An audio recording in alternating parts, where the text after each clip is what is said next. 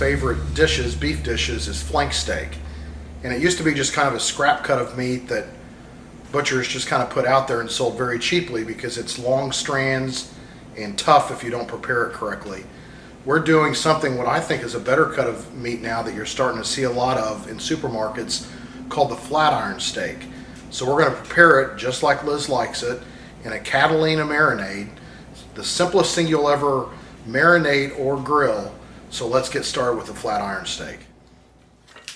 All right, this is the flat iron steak. The price, by the way, is about 30% less than what the flank steak is, which is great value, and it has a nice marbling to it, which I think you'll appreciate.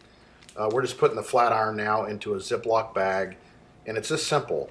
We're just pouring about 1/3 of a bottle of just traditional Catalina dressing into the Ziploc, and then at this point we have to obviously zip it up, and you got to be kind of thorough, careful here. You want to get as much of the air out as possible, but don't squeeze down too hard on the bag or you'll have Catalina all over you. So push that air out, and then we're going to finish zipping it up. We're going to put it on a plate and sit it in the fridge overnight.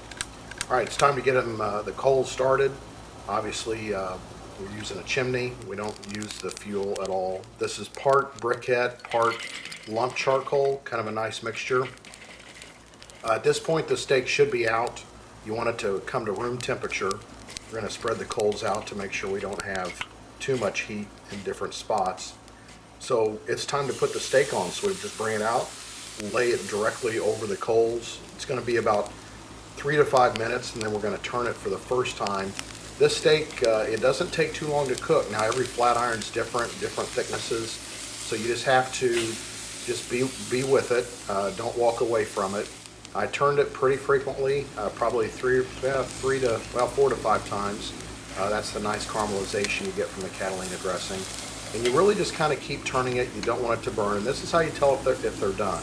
This is kind of medium rare, medium well, and you just touch your fingers, and that's just crap. That's well done. That's leather.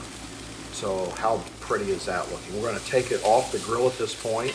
We're going to take it inside, and when you take a look at it, you'll see that the actual juices are kind of still moving around, kind of bubbling. So it's real important that you let it rest vented for about 10 minutes, vented with aluminum foil.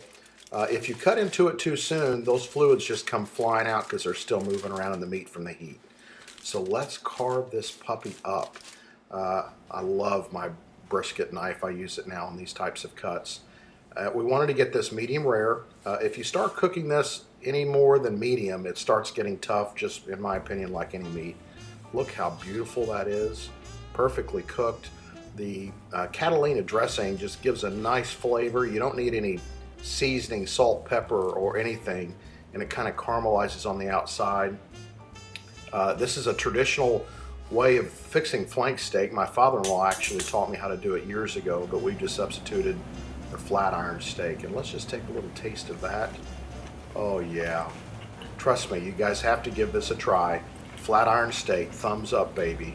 Thanks for stopping by Barbecue My Way.